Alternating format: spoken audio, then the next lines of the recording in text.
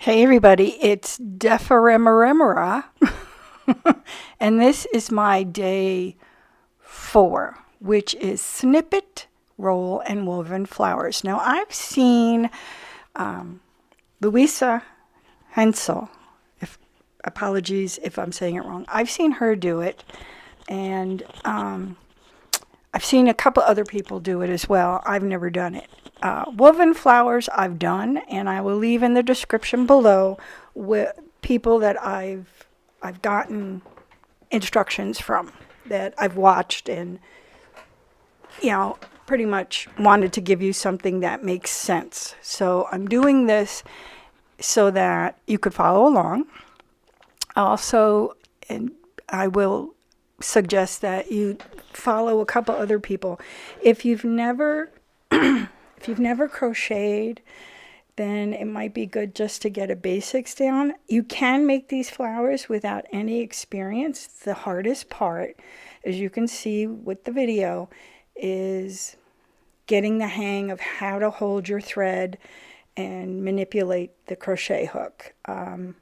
I've crocheted and knitted for years. I don't knit as much anymore because the crocheting to me is much easier, although knitting has a lot of patterns that are easy to follow. That said, you do you. You could always get somebody to make you some flowers too if you know a crocheter, or just play around. I mean, it doesn't really matter. It's just supposed to look like a flower. Anyway, so here's the thing. You make a chain. The chain should be long enough so that you can do a circular motion with it, and it turns out to be, it wraps around itself and becomes a flower. And this will all make sense with the pictures, with the video, rather than my explaining it. However, some people need to have the verbal and the visual. Sometimes in my videos I don't talk, and there's several reasons for that, but this time I think both the visual and a little slow-mo plus my explaining it as we're going through should help it. And I apologize if it's going too fast. I do put in some slow motion so you can follow along. You do a chain. So let's say we do a chain about 20. Apologies for the voice. We do a chain about 20. You skip the first chain from the hook, and in that next chain you put about 6 to 8 double crochets, and that's pretty much what you do all the way through.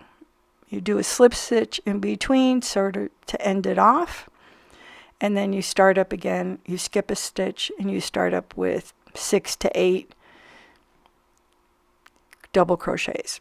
Now I'm going to suggest, because I'm using pretty thin yarn, and initially when you start off, that's going to be the center, and it sort of wraps around itself, which is what you want, because that's going to make a spiral, and you put that spiral together and it becomes like a sort of like a flower. The thing is, with the thin yarn, I found that you start off maybe with 6 double crochets, and then you go a couple of rounds, and then you start increasing it like to 8 double crochets, and then maybe 10 double crochets, depending upon how long you've made your chain base. And that is so that as you get further away from the center, the petals get longer or wider, the petals get wider, and that way it forms a nice background for the center of the rose. Now here we're going to do double crochet in slow motion. So you yarn over, insert the needle, yarn over, pull it through, yarn over, pull through 2, yarn over, pull from the remaining 2. Now if you kind of say that very slowly and you do the motions, it really does make sense. Now with this thin yarn, it's sort of it's not tightly woven, so that my crochet hook will lose a little bit of it because it is a very tiny crochet hook. So yarn over, pull in, yarn over, pull through 2, yarn over, pull through 2 again. Yarn over, insert. See how it came out? Yeah. But if you just slow down, yarn over, insert, yarn over, pull through, yarn over, pull through 2, yarn over, pull through 2. And initially, you have to go slow. One, to get the feel for it. The other thing is, if your yarn splits like mine is, you have to stop and fix it. Now, once you get your 6, 8, 10 double crochets in that one chain, then you have to do what's called a slip stitch, where you're sort of ending that row. And that requires you to just, let me wait till it gets there.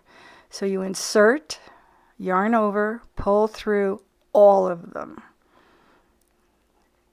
There it is. And it sort of ends everything. And then you skip a stitch and you start over. Now, for me, it's easy, but I've been doing this since I was like 12 years old, so I'm not as good as some crocheters, and there's a ton of crocheters online that are really super good. When you get to the end of your chain, you're going to do a slip stitch and then do an extra stitch, and that'll like knot it off for you. Pull whatever works for you in yarn. I like to pull a good amount because I want to have enough to play with. And then that is going to be your center. Now I have the beginning where the first stitch was made and where I did my last stitch. And now what I'm doing is I'm setting up the yarn, what I have remaining. It's going to automatically do a spiral. So I just want to see how it works, and I'm flipping it around so that I can get it how I want this flower to look. You can use little clippies to hold it for you if that makes it easy. I'm trying to negotiate where I didn't pull the stitch tight enough right there. So now I'm going to take a wide-eyed needle and we're going to stitch it. I'm going to start off in the back. Make sure I give you the right directions. So I had already set everything up. I found that first yarn that I had from when I did my chain. That was the first one I did. And then the row that came back, it ended with the one that's on the needle. So I find where my center is, I connect the two, and then I'm going to stitch the petals in place. The yarn pretty much is going to go where it wants to go. So you want to keep checking the front part to make sure that it's laying where you want it to lay, and then you just catch a bit of it. So right here, I usually take, after I do a stitch, I take a little bit and put a knot in. I also do that at the end as well. I don't know, I overkill, I guess. So now I'm going around the wider section of the flower, and I'm going to tack down that petal where I want it to be. So if you think of it as concentric circles from the widest to the center where it's the narrowest, I'm just placing the petals. I can't seem to show you. I don't have a production company. It's just me and my camera. And I place it so I know where it's going to go, and I sort of hold it there. Eventually, because of the variegation in the yarn, it comes out fine no matter what you're doing. It just does. The center is going to be like a little bud, and you just go through the center of that, bring it to the back, and then tack everything down. Just check every once in a while in the front to make sure you've not looped things because as you're pulling that long piece of yarn through, it'll catch something. I've done that 100 times. So for one of the flowers, I put a button through. I don't think I have video of that. I mean, I saved you from having to, I mean, it's almost an hour long, but I saved you from having to watch me do some sewing. But that turns out really cute. I have a little teeny tiny button that I think is basically for journaling, little crafts. So I put it in the center and it really turned out cute. So you can put about anything in here. So that's my woven flowers that I'm going to add to the snippet. Now, just a little thing here. My stuff comes out completely different than other people's. One, because this is the first time I'm doing it, and I just figured it's all ephemera. But as I'm seeing on the Facebook group, it's not. People are doing full-on pages with it. So I'm learning as I'm going, which is an interesting thing because I think that's part of doing something like this. I know I learned from watching Kerry Griffiths and looking at what other people did and what he did. So there's my little woven flowers. Aren't they adorable? Yeah. So you get those ready. And I made a ton. I didn't use them all, but I really liked, I like sitting in front of the TV doing that. So we're going to put those on the side. And now we're going to do some, it's really pretty yarn, isn't it? It's from Hobie. And it's going to lie flat in the book. So I thought that was good.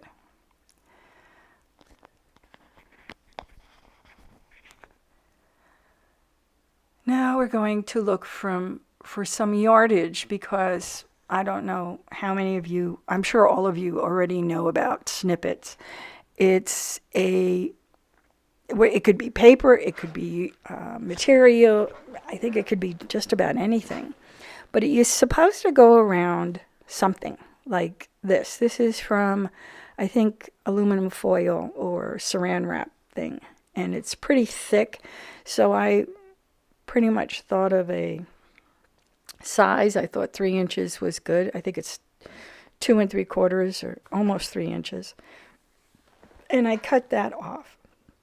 The end result is, because of how I made my snippet, it's not going to work in a circle like that. But most people, this is what they do.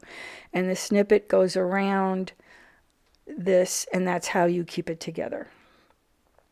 I personally, after doing this, I don't know if my snippet's going to stay in one sheet. I'm thinking, and you'll see why as we get into it, I'm thinking I might end up using it by cutting them apart and using them for different things.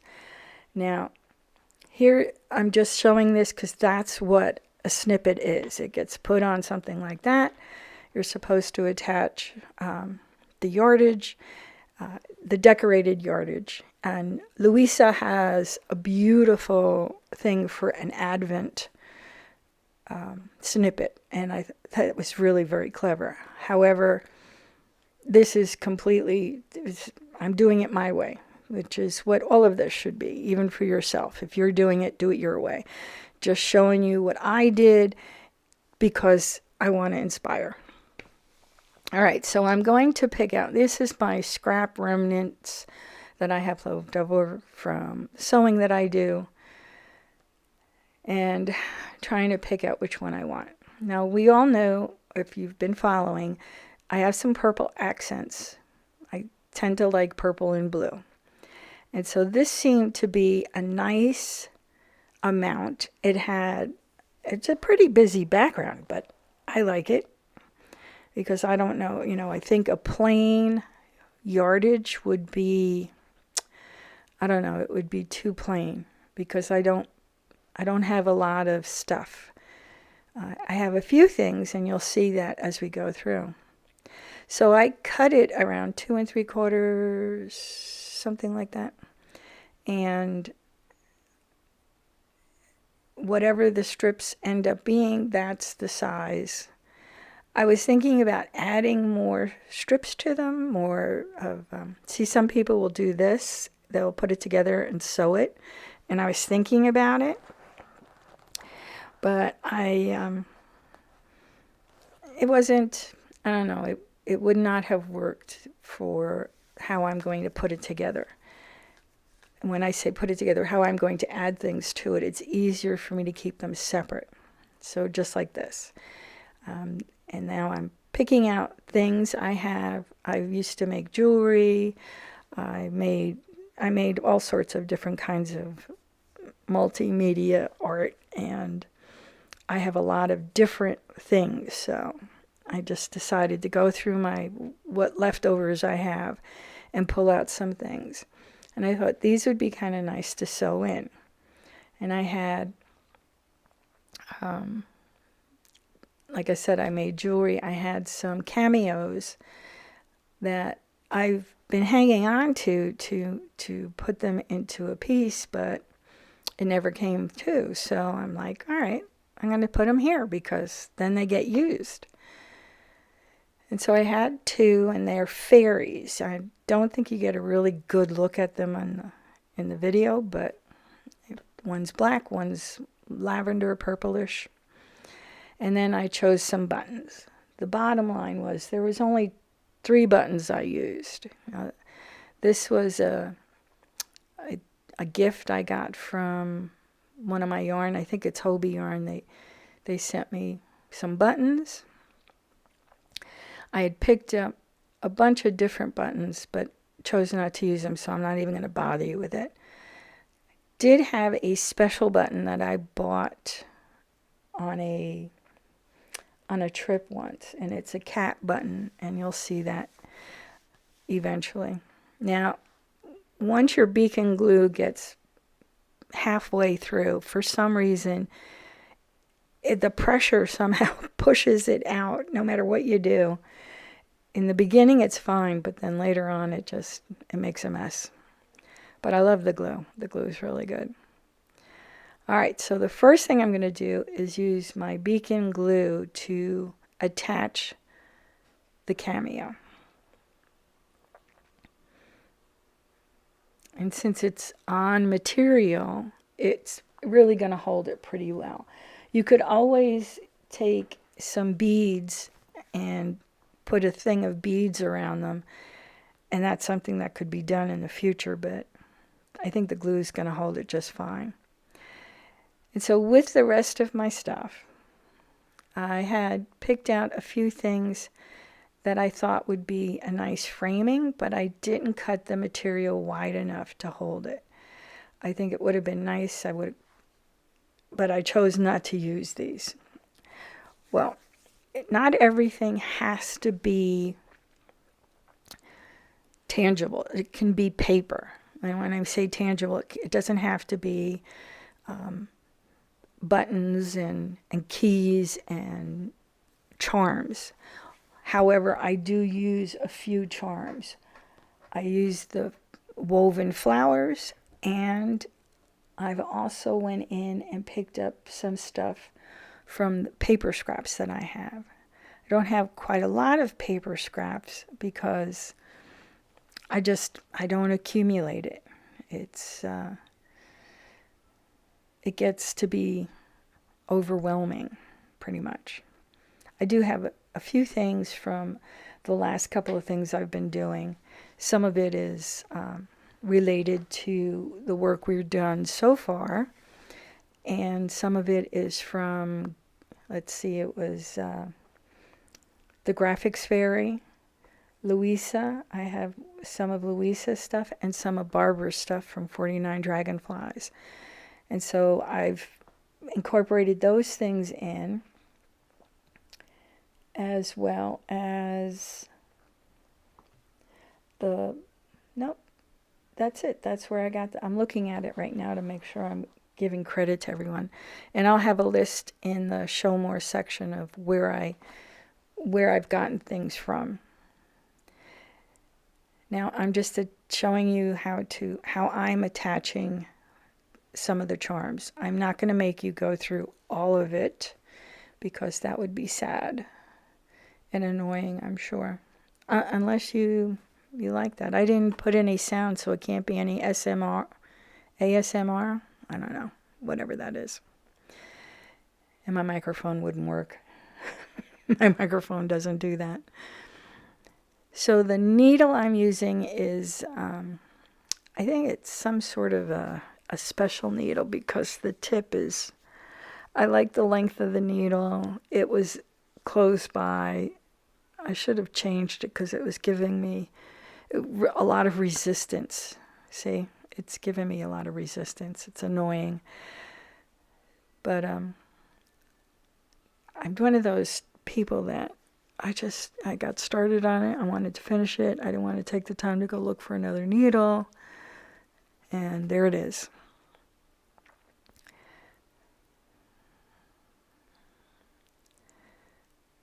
Okay. So that's pretty much what I did with the charms. I went across and kind of spaced them out.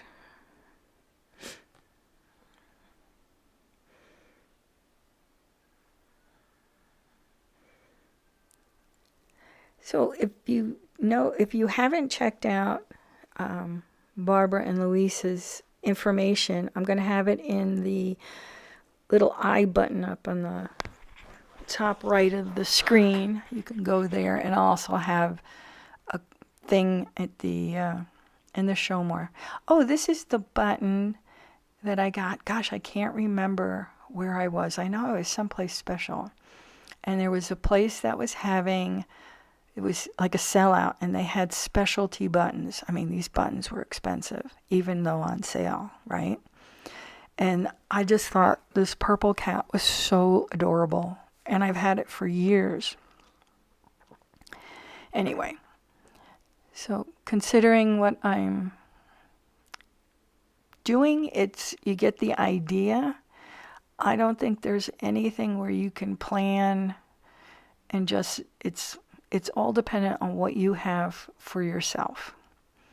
Now,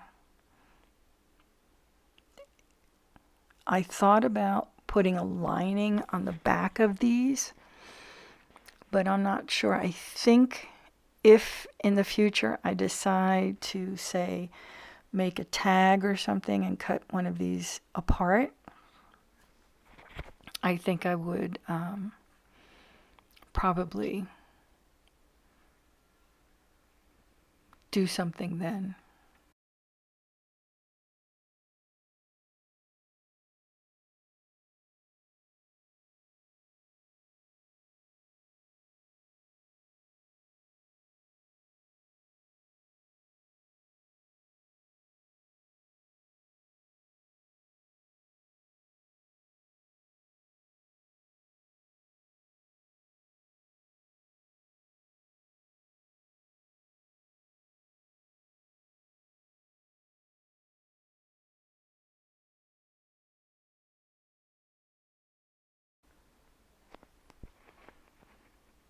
Okay, so these two, they're similar in style in terms of my putting the cameos and then attaching some of the charms and buttons. And so I'm just kind of laying it out and thinking it through. I don't necessarily use everything. At the end, I do sew it. I don't show you the sewing, but I do go around after everything's on there. And you have to be very careful of the metal pieces and not going over them because you don't want to break your needle. All right. So I've got an idea of what's going to go where. And we're going to sew those things on.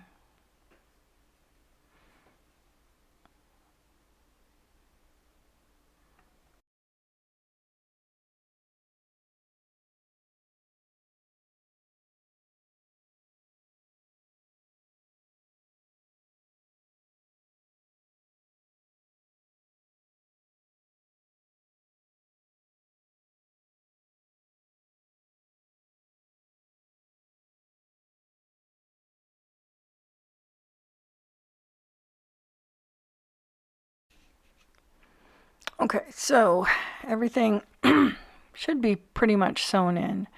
And now I'm just cutting apart.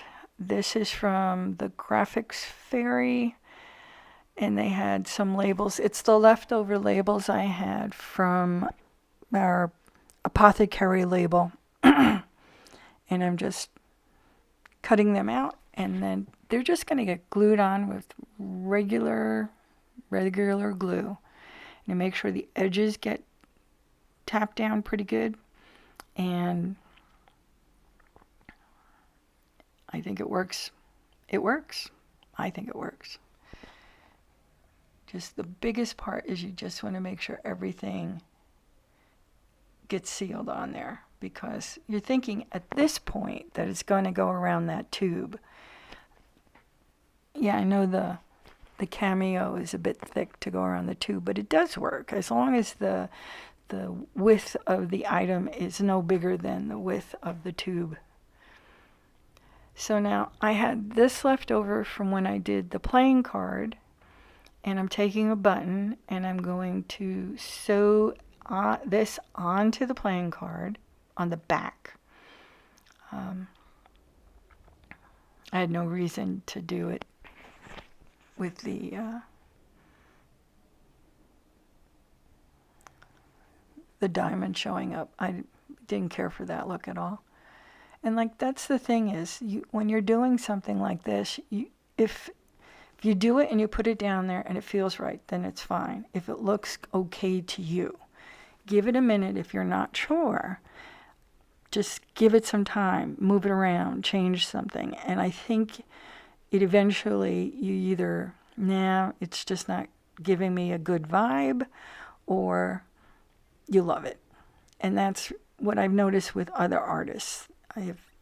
They'll put something down and I'm like, oh, I like that. And then most of the time, I'm pretty much right on. I hit it right. So don't be afraid to go with your instinct. Go intuitively. If you look at it and you like it, leave it. There it is. Piece of advice. If you like it, leave it. All right, so now I'm attaching my flowers, and I'm going to speed it up for you so that you see, there's the button, so that you're not totally bored to death, okay?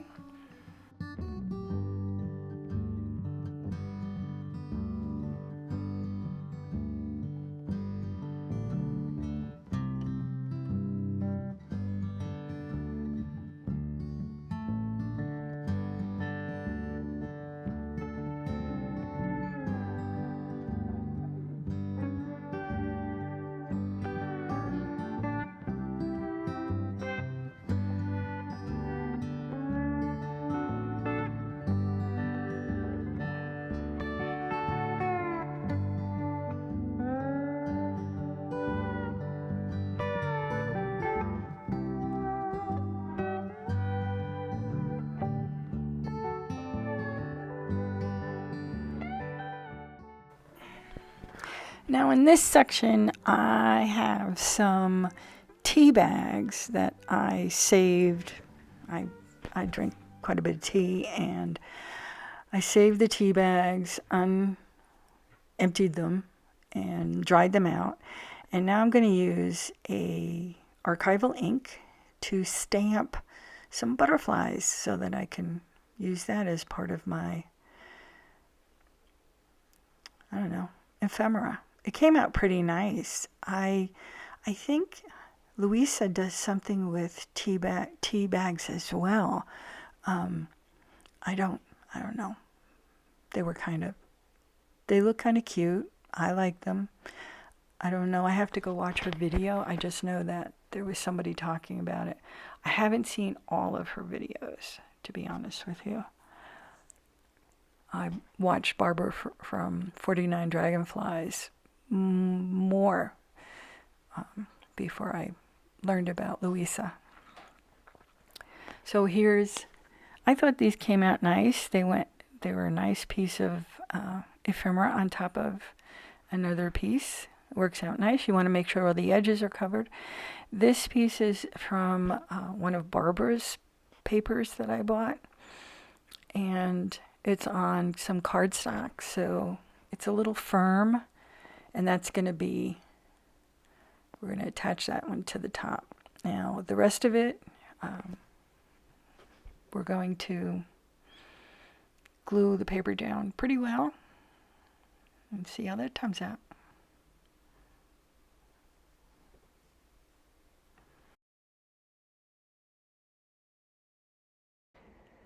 Now I'm going to test roll up this, and I didn't quite decide not to roll it up yet, but just a piece of advice: if you glue things on there, let the glue dry first.